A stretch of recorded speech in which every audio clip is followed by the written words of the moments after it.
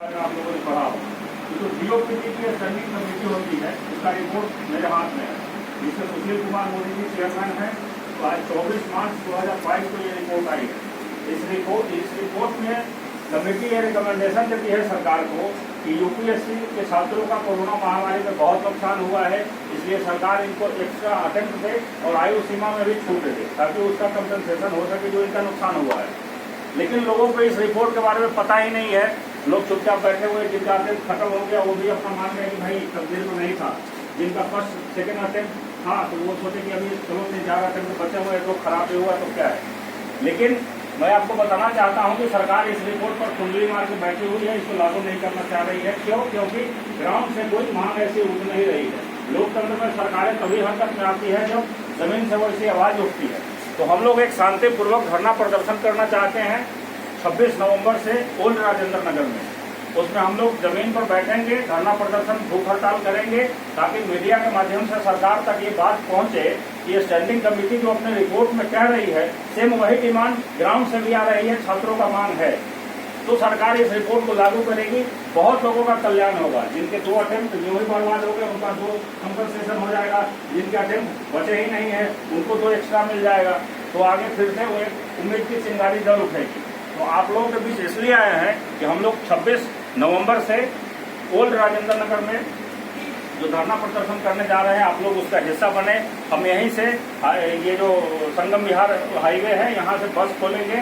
आपसे पहले एक दूसरी लाइब्रेरी में हम लोग जाकर के आ रहे हैं। लगभग वहाँ से 125 लोगों ने कहा है कि हम आएंगे, क्योंकि मुद्दा तो हमारा है। आप लोग तो बस इनिशिएटिव ले रहे हो, हमको तो इस रिपोर्ट के बारे में पता ही नहीं था।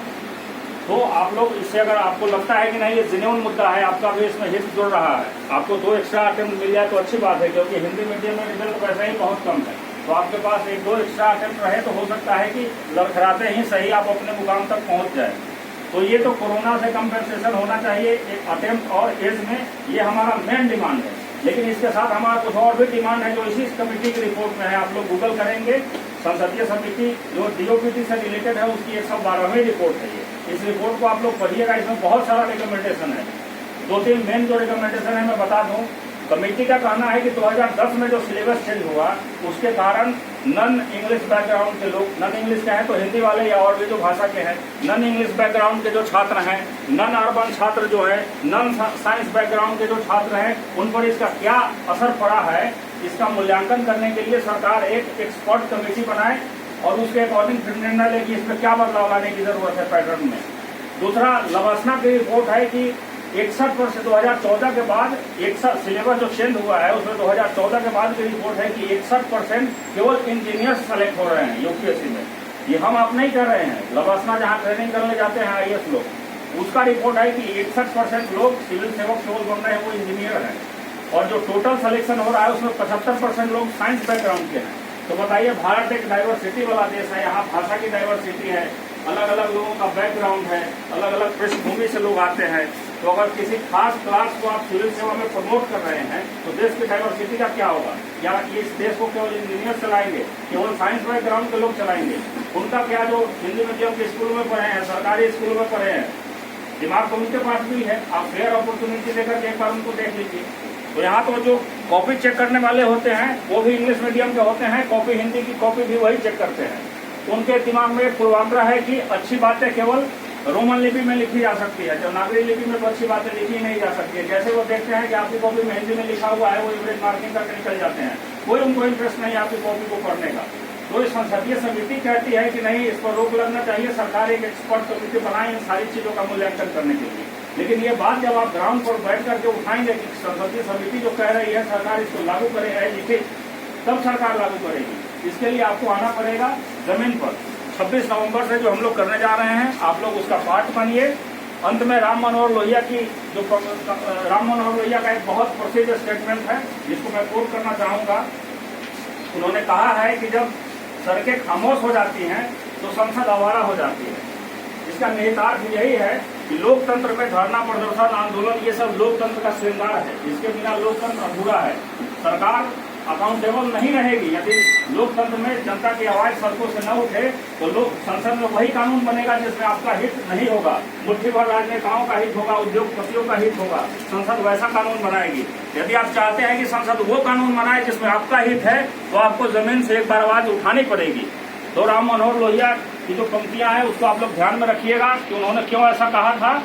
क्योंकि सरकारें आदतन बेवफा होती हैं, सरकारें आदतन बेवफा होती है, उनको अकाउंटेबल बनाना पड़ता है। इन्हीं टूल्स का इस्तेमाल करके, गांधीयन मेथड का इस्तेमाल करके धरना प्रदर्शन, भूख हड़ताल ये करके आप सरकारों को अकाउंटेबल बनाते हैं। मिर्जा गालिब ने लिखा है कि हमको उनसे वफा की है उम्मीद, हमको उनसे वफा की है उम्मीद जो नहीं जानते वफा क्या है। तो आप चाहते हैं कि सरकार अगर इसको यूं ही लागू कर देगी, आप बिना कुछ किए आप लाइब्रेरी में पढ़ते रहें और सरकार इसको लागू कर दे, तो किसी मुगालते में मत रहिए। इसके लिए आपको जमीन पर उतरना पड़ेगा, एक बार सरकार को बताना पड़ेगा कि नहीं, स्टैंडिंग कमेटी जो कह रही है उसकी जरूरत मुझे है, मैं अफेक्टेड हुआ हूँ, या मेरे दोस्त, मेरे भाई, मेरे रिश्तेदार अफेक्टेड हुए हैं, जिनका नहीं भी इसमें हित जुड़ रहा है उनको भी नैतिकता के आधार पर आना चाहिए। हमारे साथ बच्चों के माँ बाप भी आने को तैयार हैं कि मेरा बेटा तो नहीं जा पाएगा आंदोलन में, लेकिन मैं उसका पिता हूँ, मैं जान रहा हूँ कि उसने 10 साल दिया है यूपीएससी को, और कोरोना महामारी में जब उसकी तैयारी फिट पर थी, वो उस अटेम्प्ट को करेक्ट कर सकता था, तो कोरोना महामारी की भेंट चढ़ गया। तो कई लोगों की पत्नियां आ रही हैं आंदोलन में, कई लोग जो शादीशुदा है उनके बच्चे आ रहे हैं, माँ बाप आ रहे हैं। तो आपको लगता है कि अगर आप अपने दोस्त के लिए नहीं आ सकते, खुद के लिए नहीं आ सकते, तो फिर यूपीएससी की तैयारी करने का, ये पॉलिटी और लक्ष्मीकांत पढ़ने का कोई मतलब नहीं है। क्योंकि यदि आप अपने हक की लड़ाई नहीं लड़ सकते, आपके खिलाफ आज अन्याय हुआ है, आप इसके लिए लड़ाई नहीं लड़ सकते, तो कल को अधिकारी बन के आप दूसरे के अधिकार की लड़ाई क्या लड़ेंगे? इस पर शक होता है। आप